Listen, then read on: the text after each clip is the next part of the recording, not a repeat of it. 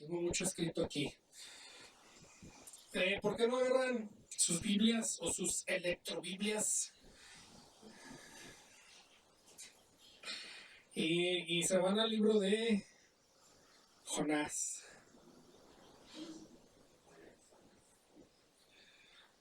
Capítulo 5.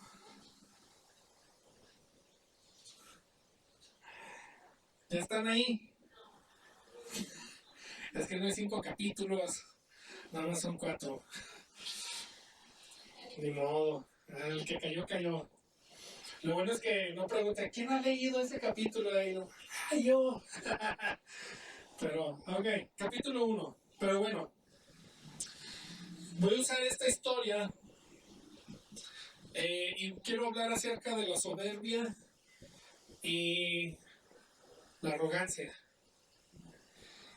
Y yo creo que esta historia es un muy buen reflejo de esas dos cosas, es una soberbia y una arrogancia. Yo creo todos nosotros hemos, en un punto u otro, hemos batallado con, o no batallado, sino hemos caído más bien con o soberbia o arrogancia, una de las dos, que van muy de mano a mano, muy pegaditas, pero yo creo que son dos cosas diferentes. Y lo que quiero hablar es que como algo tan, miren, se habla mucho acerca de pecado sexual, de pornografía, de fornicación, de así, etcétera, etcétera, ¿no? Así como lo que se ve que impacta más, ¿no? Pero hay cosas, Satanás usa, claro que él va a usar lo que él pueda usar para traer destrucción a nuestras vidas, punto y aparte, él lo va a tratar de hacer. Pero creo que hay cosas que él usa sigilosamente, que nadie se da cuenta. Y lo más interesante es que yo creo con estas cosas como soberbia y la arrogancia, son cosas que podemos permanecer en la iglesia todas nuestras vidas y la gente nada más va a decir, ay, pues es que así es. ¿Sí me entienden? Y nunca lo van a tratar, no van a lidiar con eso. Y puede ser algo que toda su vida estén con eso, a menos de que Dios lo rete directamente o que uno, ya sea un amigo cercano o lo que sea, pueda tratar con eso. Pero sí creo que es algo que debemos estar muy atentos en nuestras vidas para no ser que lleguemos a ser un Jonás. Pero quiero leer rápidamente, se me hizo muy interesante estos puntos, yo creo yo los bajé de la Real Academia Española y dije, yo creo que está mucho mejor escrito que lo que yo pudiera escribir y lo quiero leer. Así que ahora me voy a mi agente de Venancio, ¿verdad? Para leerlo como la Real Academia Española. Total, la soberbia, definida por la Real Academia Española, es definida como el apetito desordenado de ser preferido a otros. El concepto puede asociarse a la altivez, el engreimiento, la presunción y la petulancia. Por ejemplo, el actor mostró nuevamente su soberbia al negarse a saludar a los fanáticos que lo estaban esperando a la salida del canal. No tiene una pizca de soberbia, pese a que es uno de los artistas más aclamados del mundo. Si no consiguió el puesto, fue por su soberbia. Esos son ejemplos que están dando. La soberbia implica la satisfacción excesiva por la contemplación propia, menospreciando a los demás. El soberbio se siente mejor y más importante que el prójimo, a quien minimiza de forma constante, por eso se comporta de manera arrogante y suele generar rechazo entre el resto de la gente. Ok, ahora miren, quiero que pongamos atención a estas cosas. Y yo quiero que si ustedes se identifican, pónganle una palomita ahí mental. Ahí quedo yo, ¿ok? En concreto, se establecen que hay varias características que dejan patente que una persona es soberbia, o sea, que muestran. La mayor parte del tiempo, esta es una, que ocupa hablando lo hace refiriendo a los éxitos que ha alcanzado y a los logros que ha obtenido a lo largo de su vida, concretamente dentro de su carrera profesional. Entonces, si tú te la pasas hablando con alguien y la mayor parte del tiempo se trata de tus logros, pues puede ser que seas soberbio. Ok, va al punto número 2. Disfruta cuando otras personas, fundamentalmente sus adversarios, experimentan el fracaso. Si has visto a alguien que no le va muy bien y es tu enemigo y sientes sabroso, puede ser que seas soberbio.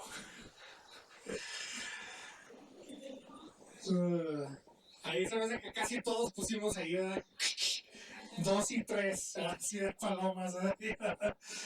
Ok, nunca reconoce sus errores y en absoluto acepta las críticas. Cuando alguien le realiza una crítica de su actuación, de la manera de defenderse que tiene, es atacando. Entonces, si alguien critica algo de que hiciste o que has hecho, etc., y tu forma de defenderte es atacar a esa persona, puede ser que seas soberbio. Chin chin por ahí, oye, ¿verdad? Sí, también es para mi vecino. Tiene una gran dificultad para pedir perdón. Solo en muy contadas ocasiones y porque ya no le queda más remedio, solicita disculpas por actos que haya realizado o palabras que haya dicho. Entonces, si no eres bueno para pedir perdón, puede ser que seas soberbio. Posee una necesidad imperiosa y a veces ya enfermiza de recibir halagos. Por eso necesita que quienes lo rodean estén continuamente alabándolo y resaltando todo lo bueno que hace, las cualidades que tiene, el éxito que está consiguiendo. Entonces, si tú te encuentras en necesidad de que la gente te dé halagos, que te haga sentir bien, pues puede ser que seas soberbio. Es una persona que en todo momento necesita tener el control de cualquier situación en la que se encuentre metida. Si necesitas control, probablemente eres soberbio.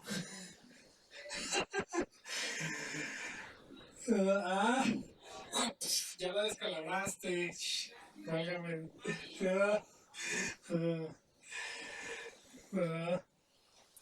Se molesta e incluso puede llegar a sufrir por el éxito de otras personas. Entonces, si te duele que otros salgan adelante, puede ser que eres soberbio. La humildad y la sencillez y la modestia son nociones contrarias a la soberbia. Ok. No es lo mismo, ¿eh? Ok, la arrogancia. Esa nada más era soberbia, ¿eh? Pero no sé si voy a leer todo lo de la arrogancia. Ya me voy a... Vamos a salir acá todos y... ¡ah! Ok. Este adjetivo, por su parte, refiere a alguien que es altanero o soberbio. Por ejemplo, el actor se paseó por las calles de la ciudad con su habitual arrogancia sin responder a los saludos de sus admiradores. Ok. Puede considerarse la arrogancia como un defecto de la personalidad. El individuo arrogante siente un orgullo excesivo sobre su persona y exige un reconocimiento desmedido, cayéndose con derecho a tener privilegios que en realidad no tiene ni le corresponden. Hay una diferencia entre tener un orgullo por algo que has hecho y ser arrogante. Sí, tú puedes trabajar en algo y decir, yo lo imagino, ¿cómo lo hice bien?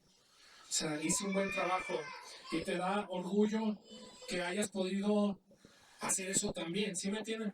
Por ejemplo, Werner von Braun, el cuate que diseñó los cohetes para la NASA, él puede tener un orgullo que su ingeniería llevó a los humanos a la luna, ¿sí me entienden? Pero sería desmedido que él quisiera que lo trataran como un rey, ¿sí?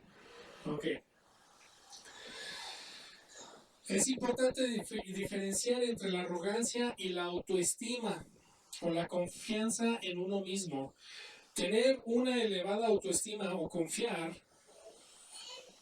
en las capacidades personales de uno mismo no supone un defecto ni tiene connotación negativa. Por el contrario, resulta saludable y beneficioso para la persona. La arrogancia es un exceso de dicho sentimiento. El arrogante se atribuye una importancia desmedida basada en su autoimagen. Por lo tanto, actúa en consonancia con esa imagen distorsionada. Sí, no sé si los estoy confundiendo, pero ahí voy. Y quiere ejercer derechos que se atribuye en base de dicha supuesta importancia. Ok. Déjenme ver aquí una... Bueno, ya no voy a leerlo esto. Ok. Un complejo de superioridad que surge ante la necesidad de disimular un complejo de inferioridad. Entonces, normalmente, cuando hay alguien arrogante, muchas de las veces es porque tiene una autoestima baja. Y es una forma de compensarla y se dan así como que gente que muy chidota, pero por dentro son muy inseguros y necesitan la aprobación de otros o sentir que tienen esa seguridad, ¿no? Ok. Entonces, viendo estos ejemplos, podemos ver nuestra situación acerca de la soberbia y el orgullo o la arrogancia, ¿no? Y yo quiero hoy ver cómo esto puede arruinar lo que Dios tiene para nosotros. Entonces, vamos al primer capítulo de Jonás. Se los recomiendo que lean, son 4 capítulos bien cortitos. Es una historia bien corta, pero bien profunda, muy profunda esa historia. Porque dice, la palabra del Señor vino a Jonás, hijo de Amitai, y le dijo, levántate y ve a la gran ciudad de Nínive y predica contra ella, porque hasta a mí me ha llegado la maldad de sus habitantes. Y Jonás se levantó para irse a Tarsis y huir de la presencia del Señor. Ok, hasta ahí vamos a ahorita. Jonás recibe palabra de Dios, que se levantara y que fuera a predicar, pero no quiere. Pues uno dice, ay, pues qué ha hecho el Jonás, ¿verdad? Pero si uno se pone a estudiar la historia entre Israel y Nínive, y además Nínive, que ahorita Nínive, se me olvidó cómo se llama la ciudad hoy en día, pero está situada en Irak. Pero esa tiene una historia muy impresionante, históricamente, no bíblicamente, sino históricamente. Ellos e Israel eran enemigos. Asiria llegó a Israel, sitió la ciudad, los quiso conquistar. No pudieron, obviamente el Señor se manifestó y se murieron un montón en el campamento de Siria y tuvieron que regresar. Entonces, es una de las cosas. Pero también, en los 1850 se sacaron más o menos 20,000 tablas de barro que hablan acerca de las anécdotas de las torturas de Nínive. Fíjense, para que no digan que es algo inventado. De hecho, en esas anécdotas viene la historia cuando van a invadir a Israel, pero claro que no mencionan que se las partieron, ¿verdad? Nada más mencionan como que ya desistieron y se fueron. Claro que no sería algo de qué escribir. Ok, en esas 20,000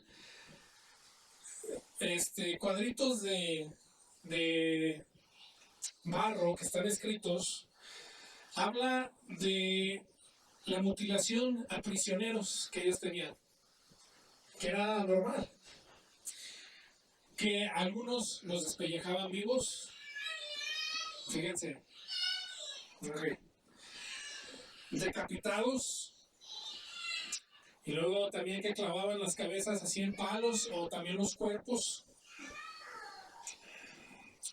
que las manos, los pies o las lenguas de la gente podrían ser mutiladas como castigo, que vivos les sacaban los ojos. O sea, estamos hablando de cosas enfermizas, ¿no? Como los sicarios, exactamente. Ahora, ¿quién de aquí le nace tener misericordia por los sicarios? No nos nace. Especialmente si conocemos alguna persona cercana que sabemos que fue torturada o algo así, pues menos, ¿no? Los asirios o Nínive se conocía como gente guerrera. Era, o sea, no nada más que eran guerreros así de como los espartanos, ¿verdad? Que eran guerreros acá muy fuertes, sino se daban a conocer porque ellos hacían mucha guerra. Esa era una de sus características. Les gustaba la guerra. Entonces, viendo esto, podemos ver que pues yo entiendo a Jonás por qué no quisiera ir. O sea, ¿quién quiere ir a hablarle a esa gente? Pues yo no. A lo mejor no con temor de que algo me vaya a pasar, sino, pues, o sea, pues que les toque lo que les toque. Yo a veces me fijo así en las redes sociales, cuando matan a unos sicarios o lo que sea y ponen las fotos de los sicarios balaceados. Yo no veo nada de misericordia de parte de la gente. La gente así como que, qué bueno, hijos de su japa. Y casi no. ¿Por qué? Porque se siente uno que se los merece, ¿no? Entonces todos nosotros tenemos alguna situación o una persona que nosotros consideramos Nínive en nuestras vidas. Todos tenemos a alguien a quien nosotros consideramos que es Nínive. Es alguien que es gacho, gandalla, traicionero, etcétera, etcétera, que, o sea, sí me entienden, ¿no? Digno de lo peor. No es digno de nuestra misericordia, y a veces hasta creemos que no son dignos de la misericordia de Dios. ¿Sí? Ahora, cuando nosotros tenemos esta arrogancia y esta soberbia, la primera cosa que sucede, ¿qué es lo que hace Jonás? ¿Qué dice ahí? Pero no nada más se va a otro lado. Dice que se fue para alejarse de la presencia de Dios.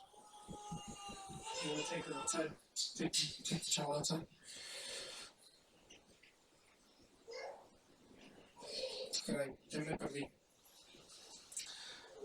De la presencia del Señor. Entonces, eso es una de las cosas que sucede con nuestra soberbia y nuestra arrogancia. Es que cuando Dios nos habla para tener misericordia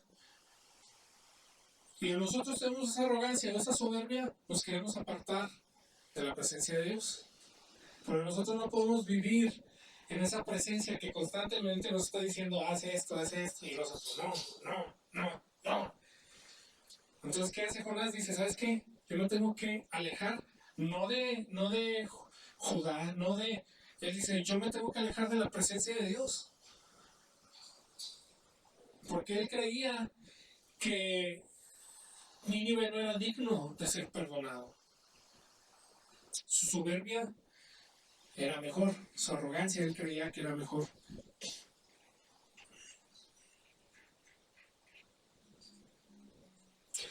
Una de las cosas de la soberbia y la arrogancia es que dice que tu opinión es mejor que lo que Dios dice. Es lo que hace la soberbia y hace la arrogancia. Nos dice, mi opinión vale más. Cuando Dios dice, perdona a tus enemigos, y tú dices, no quiero, estás diciendo, mi opinión es más importante y vale más que lo que Dios dijo. Es lo que hace la soberbia, la arrogancia. Y obviamente que cuando tú estás con tus opiniones más altas, más avanzadas, dices que, ¿verdad? Pues claro que no vas a estar en la voluntad de Dios, vas a andar haciendo lo que se te pegue la gana.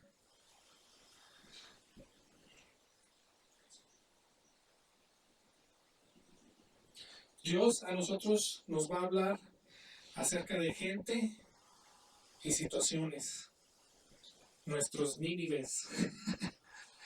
Dios nos va a decir, ahí estás, necesitas tratar con esta situación, con esta persona, ya sea perdón, o sea lo que sea. No voy a decir qué va a ser, todos tenemos situaciones muy diferentes, pero Dios nos va a hablar acerca de esas situaciones. Y nosotros tenemos que estar seguros que tenemos la humildad para seguir lo que Dios está diciendo y no actuar con nuestra soberbia o nuestra arrogancia.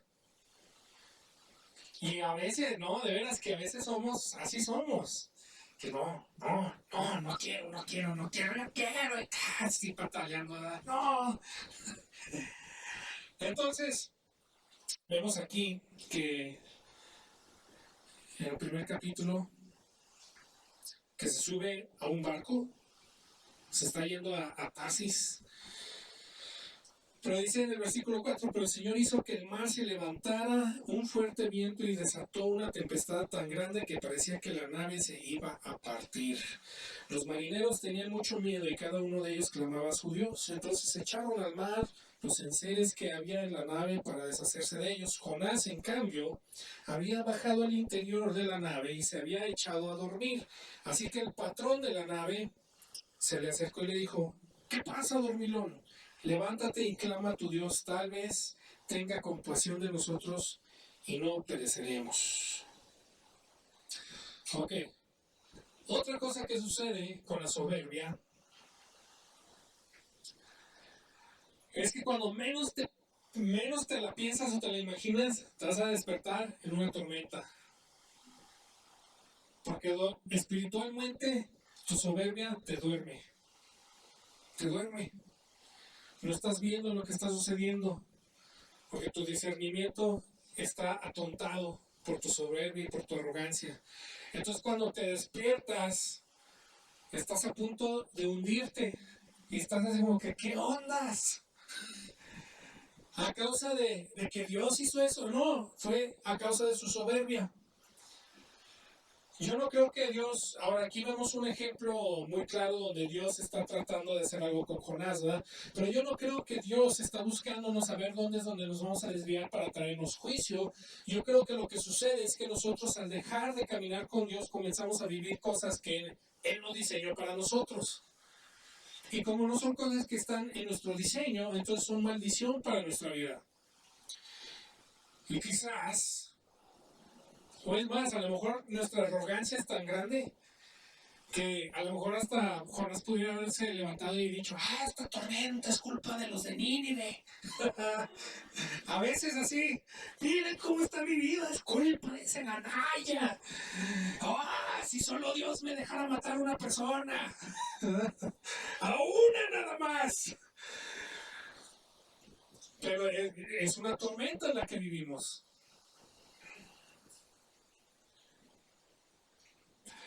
La soberbia te duerme, te quita el discernimiento, te quita el poder oír lo que Dios está diciendo, cómo te quiere guiar, etcétera, etcétera. Y te despiertas en una tormenta. La otra cosa es que ahí dice, justo después dice que los marineros echaron suertes. Ahora, en el Antiguo Testamento, las suertes era una forma también aún en los judíos, de ver la dirección de Dios. ¿Sí? Cuando él quería hablar, se ve muchas veces con David.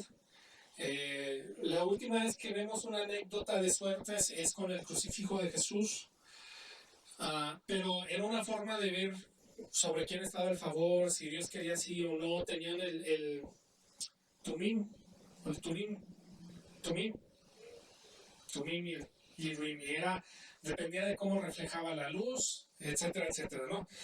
Pero una de las cosas que me llama la atención, sabiendo eso, es que cuando ellos echan las suertes, la suerte cae sobre Jonás.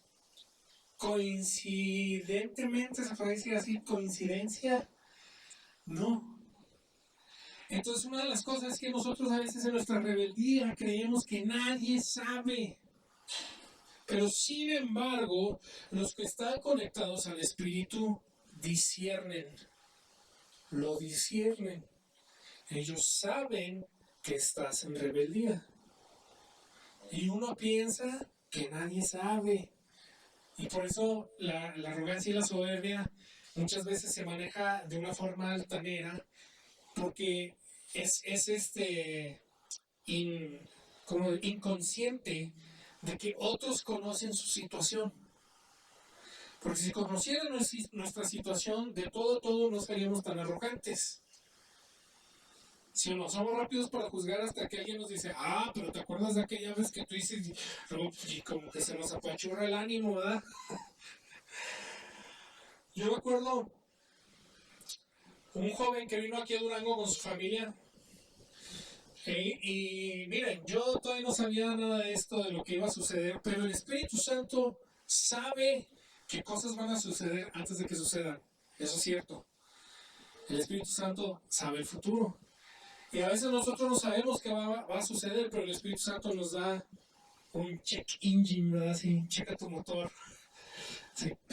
Se prende una banderita. Y yo iba una vez manejando con este cuate, yo iba en su van. Y no sé cómo empezó, pero el Señor me empezó, yo empecé a hablar con él así y yo ni sé, o sea, me caché hablando con él de esto. Y la cosa era que él no se sujetaba a una autoridad, que era rebelde. Así, de la nada. Y yo hasta me quedé así, ¿yo qué? ¿Por qué le ando diciendo, verdad? Y el cuate lo tomó bien en ese momento y platicamos y todo el rollo. Entonces ya después de que salió todo, tenía razón. El cuate era un arrogante, rebelde, soberbio. Pero el espíritu supo que ese espíritu de rebeldía y ese espíritu de arrogancia y soberbia estaba allí. ¿Se me entienden? A lo mejor yo no sabía, pero mi espíritu lo discernió. Yo me acuerdo que le platiqué a mi cuñado y me dijo, puede ser que no haya sido tanto para que tú confrontaras al cuate sino que tu espíritu, el Espíritu Santo, estaba confrontando a ese espíritu. ¿Sí me entiendes? Entonces, entre espíritus se estaban diciendo, ya te caché, aquí no vas a hacer nada, porque yo ya sé que estás ahí. Entonces nosotros puede ser que caminemos en nuestra soberbia, en nuestro orgullo, pero hay discernimiento que viene de parte de Dios que te apunta. Y dice, este cuate está mal. Y a veces no lo podemos explicar, pero nuestro espíritu lo apunta, este está mal. Y hay un señor profeta que yo le preguntaba que si Dios le decía todo de todos. Y dice, no, nada más de los que no quieren confesar. ¿De veras? Le dije, ¿neta? Dijo, sí, de la gente que se ha confesado con su esposa, con su pastor. Dijo, el Espíritu no me dice nada acerca de ellos. No sé nada. Nada más me da la palabra que debo de darles, pero yo no sé nada de su situación. O sea, pero la gente que es soberbia, arrogante, que no le quiere decir nada a nadie, dice, Dios los expone completamente. Fíjense, es el Espíritu diciendo, este es el que anda mal. Bueno, les digo que este libro está profundo. Entonces cae la suerte sobre él y dicen, pues lo que hiciste. Y dicen, no, pues es que yo adoro a Jehová y estoy corriendo. Dice, es más, ni dice que él corrió de su presencia. Dice que los marineros dice, se asustaron de tal forma, dijo, y ellos sabían que él corría de su presencia, de la presencia de Dios. Que los marineros sabían. Fíjense. Y dice, no, pues, ¿qué podemos hacer para que tu Dios no nos mate? Dice, pues no seas gandalla, que no se llame sangre inocente. Y muchas veces en nuestra soberbia, nosotros nos llevamos sangre inocente con nosotros. Gente que nada que ver con la bronca que está pasando, con la situación, pero por nuestra arrogancia nos llevamos gente entre las patas, como quien dice, ¿no? Y todos parejos. Así que Jonás dice, no, pues no me quiero llevar entre las patas a nadie, agárrenme, échenme al mar y la tempestad se va a calmar. Entonces lo agarran, lo echan al mar y se calma la tempestad. Llega un pez y se lo traga. Ahora, nos vamos al capítulo 2. Y aquí es donde yo creo que muchos de nosotros nos vamos a conectarnos aquí con esta historia. Dice, entonces Jonás oró al Señor, su Dios, desde el vientre del pez. Ya cuando estaba en su bronca. Y así somos a veces. A veces nuestra soberbia nos va a llevar a un lugar donde solo estando en esa situación vamos a decir, ahora sí la regué, Señor, ayúdame. ¿Verdad? No es difícil orar a Dios en esas situaciones o reconocer que a lo mejor tuvo misericordia de ti, que es lo que Él está haciendo. Él está reconociendo que Dios está teniendo misericordia y se arrepiente.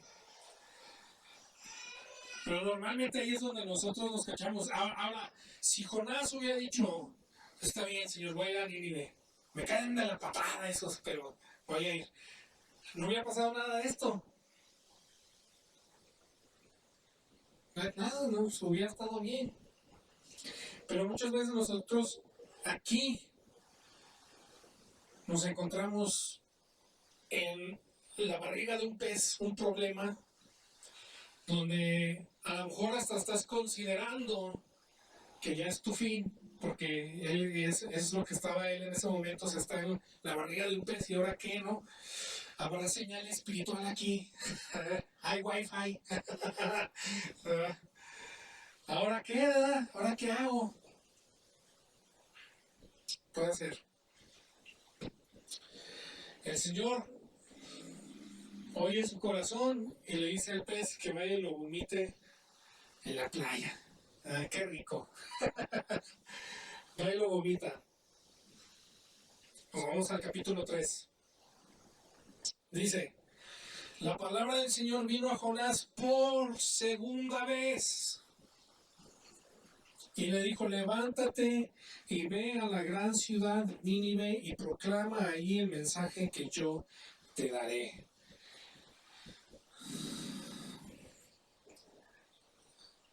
Si tú estás en una situación donde Dios te está hablando por segunda, tercera vez, lo más probable es que estás en un punto de soberbia.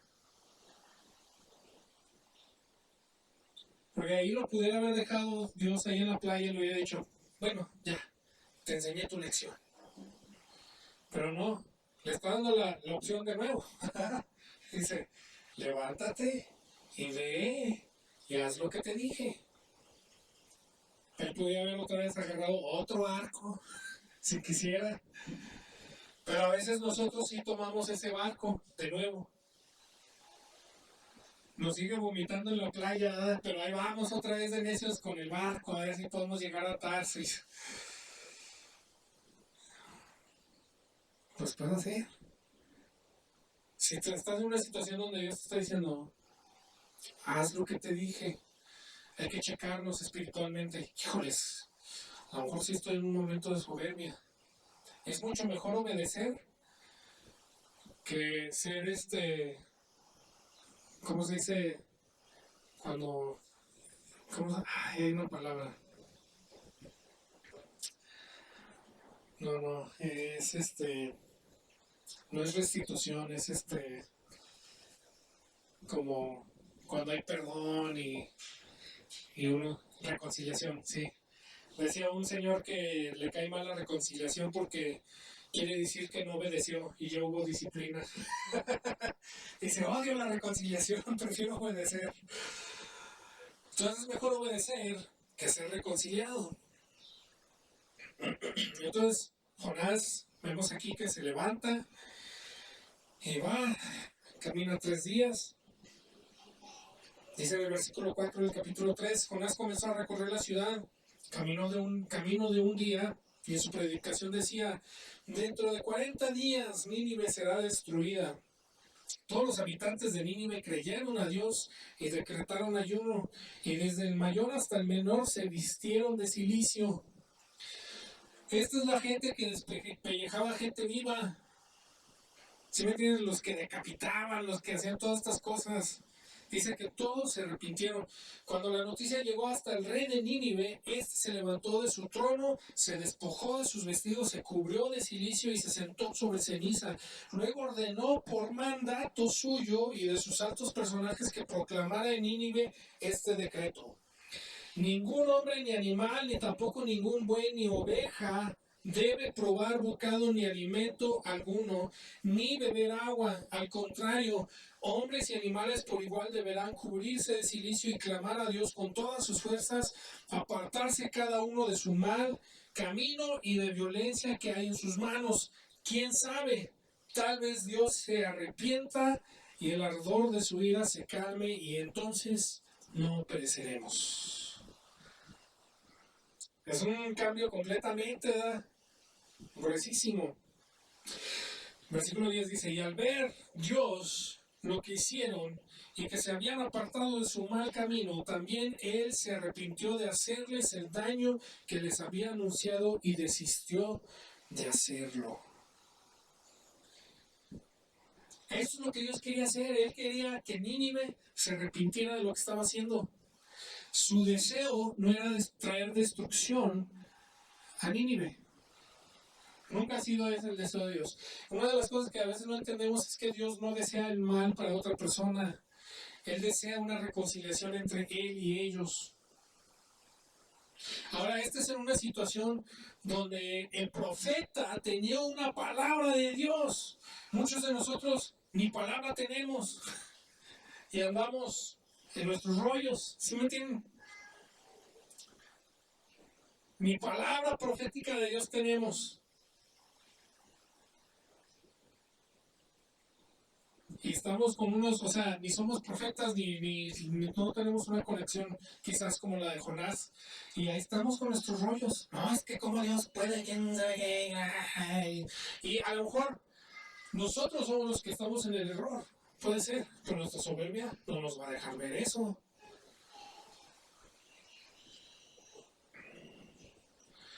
Muy bien. Vamos al capítulo 4.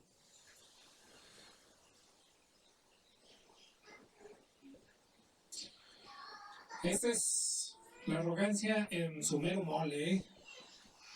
Capítulo 4. Pero Jonás se quedó muy disgustado y se enojó. Entonces habló al Señor y le dijo, y bien, Señor, ¿no es esto lo que yo decía cuando aún estaba en mi tierra? Por eso me apresuré a huir a Tarsis. Ya sabía que tú eres un Dios clemente y piadoso, lento para la ira y grande en misericordia, y que te arrepientes del mal. Yo te ruego, Señor, que me quites la vida. Prefiero la muerte que la vida. Es una arrogancia, una soberbia. Una soberbia. ¿Por qué? Porque no se hizo su voluntad. La voluntad de Jonás no se hizo. Su voluntad era que Nínive pereciera. Esa era su voluntad. La soberbia te hace hacer tu voluntad. no la voluntad de Dios, no los deseos de Dios, no el corazón de Dios. La soberbia lleva su voluntad y su voluntad es destrucción. Esa es la voluntad de la soberbia, es destrucción. Te ruego que me quites la vida. De veras que esto me parece a mí como un espejo, ¿eh? Yo así me veo acá. Tengo cara de Jonás. Y el Señor le dijo, ¿te parece bien enojarte tanto? Y empecé a decirle, bueno, está bueno, si quieres te mato. ¿Te parece bien enojarte tanto? Entonces Jonás salió de la ciudad y acampó en la parte oriental de la ciudad. Allí se hizo una enramada y se sentó bajo su sombra esperando a ver lo que sucedería en la ciudad. Todavía terco. A veces nosotros, así como que le queremos torcer la mano a Dios, ¿no? Oye, Señor, por favor, mira, por esta, que si, sí, chivote, yo acá contigo. ¿Sí o no? Así somos.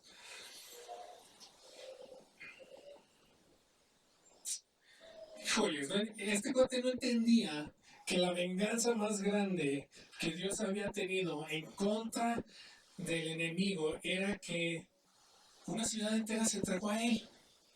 Y no lo entendía Jonás, porque estaba amargado. La venganza más chida que Dios podía tener con Satanás, por ejemplo, con los sicarios, es que todos se entregaran, que todos sirvieran al Señor con la misma pasión, que andan ahí matando gente. Pero nosotros tenemos nuestra idea de justicia, lo que nosotros creemos. Nuestra soberbia tiene esa idea, que nosotros sabemos que es mejor. Y esta es un error, no es cierto. Entonces, aquí le da una enseñanza a Jonás, vamos a leerlo rápido. Dios, el Señor, en el versículo 6, preparó una enredada para que creciera por encima de Jonás y le hiciera sombra sobre su cabeza y le quitara el malestar. Jonás se alegró en gran manera por la enredadera. Dios estaba teniendo misericordia de Jonás, no que le iba a hacer caso. Y a veces así Dios nos da un favor y, ay, ya ven, ¿cómo si Dios, no, si aquí me voy a sentar chido para ver la destrucción de Nínive? Y no, nada que ver con eso. Pero al día siguiente, al llegar el alba, Dios le estaba enseñando una lección a Jonás. Al llegar el alba, Dios dispuso que un gusano dañara la enredadera y ésta se marchitó. Además, Dios dispuso que al salir el sol soplara un fuerte viento solano y el sol le dio a Jonás en la cabeza. Este casi se desmayaba y hasta deseaba morirse, es decir, mejor sería morir que seguir viviendo. Entonces Dios le dijo a Jonás, tanto enojo te causa lo que le pasó a la enredadera, porque era su enredadera la que le daba sombra, ¿no? Y él respondió, es tanto el enojo que me causa que hasta quisiera morirme. Y el Señor le dijo, tú sientes lástima por la enredadera a la cual no hiciste crecer durante una noche y la noche siguiente dejó de existir. Dijo, tú te estás enojado porque se te murió la enredadera, pues es lo que le está diciendo. Y no hiciste nada para obtener esa enredadera. Él le dice, ¿no habría yo de tener piedad de Nínive, esa gran ciudad con más de 120,000 habitantes que no saben distinguir entre cuál es su mano derecha, cuál es su mano izquierda y donde hay muchos animales? Y ahí se acaba esa historia. ¿Saben qué es lo triste? Que Jonás no cambió. O no se ve, por lo menos. No sé qué haya pasado después entre ellos dos. Pero no se ve que hubo un cambio. Se acaba la historia con Jonás amargado, engreído.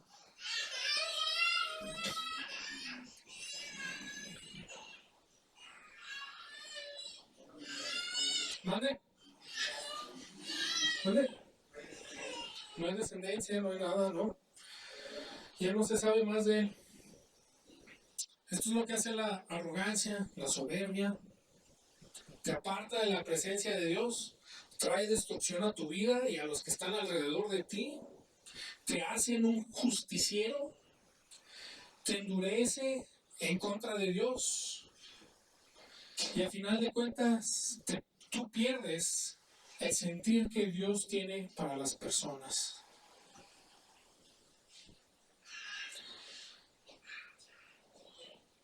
No podemos permitir que la arrogancia llegue a nuestras vidas. No podemos dejar que lo que Dios quiere hacer a través de nosotros lo estropeemos de esa forma. Miren, él pudiera haber sido reconocido como el que trajo la salvación a Nínive. A lo mejor no hubiera sido popular en Israel, pero hubiera sido muy popular en Nínive, ¿verdad?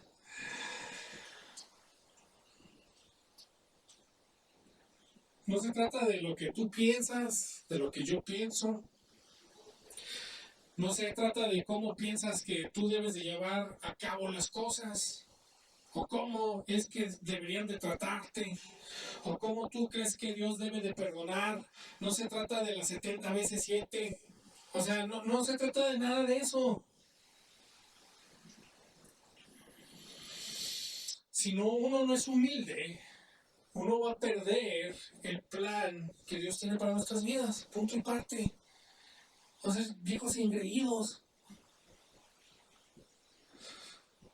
a los cuales los niños le tienen miedo, ¿verdad? No falta. ¿Quién de nosotros no ha ido a una tienda con un viejito engreído? No, está bueno, pues. ¿Verdad? Necesitamos dejar a un lado nuestra soberbia, nuestro orgullo. Todos somos estudiantes de Cristo. En el momento en que nosotros creemos que ya la hicimos, que tenemos esa madurez, que ya estamos acá en otro nivel, es el momento en que vamos a caer. Todo lo debemos de aproximar con la humildad de decir que estoy haciendo mal. ¿Qué estoy haciendo mal? Dice mi suegro, una vez un tío me dijo que no sabía predicar. Y pues como que me dolió, pero yo decía, no, pues yo sí sé, ¿no? Así como que yo me echaba porras, ¿no? Y le platiqué a mi suegro, era mucho antes de que comenzáramos la iglesia y todo eso. Y mi suegro me dijo, mira Jerry, pues aún en la peor crítica hay algo de verdad. Dijo, entonces nuestro trabajo es ver qué es la verdad en la crítica. ¿Sí me entienden?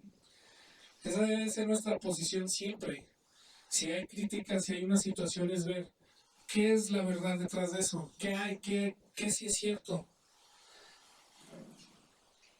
qué sí es cierto.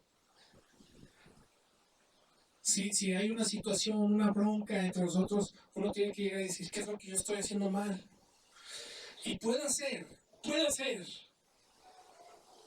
que estás libre de falta, pero no puedes ver si eres libre de falta o no si llegas con una actitud soberbia. Porque puede ser que tienes un error y por ser arrogante no lo ves. Entonces, es mejor entrar con humildad, ver que la regaste, pedir perdón y aprender de ese asunto que estarte peleando con la persona o la situación o lo que sea. Ahí están los ejemplos de la soberbia.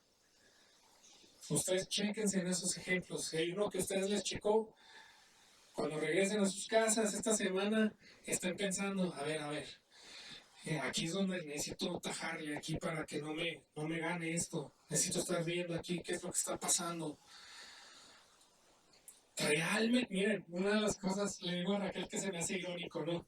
Una de las cosas que dice la escritura dice, no te alegres al ver la caída de tu enemigo, sino va a ser que Dios tenga misericordia de ellos y se apiade de ellos, ¿verdad?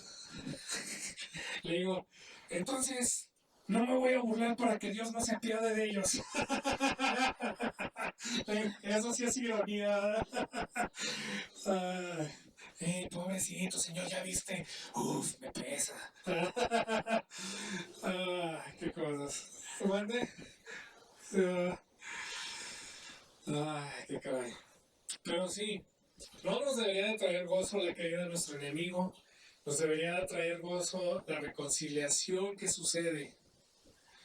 Este, y la reconciliación es muy, muy, muy opuesto a la soberbia y el orgullo, la arrogancia.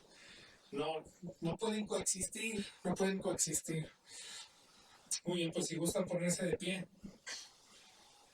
¿Cómo ven? ¿Si creen que les sirvió esto?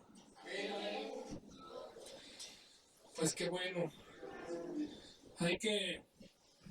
Miren, yo sé que a lo mejor algunos de nosotros, a lo mejor todos nosotros nos vemos bien humildes, ¿verdad?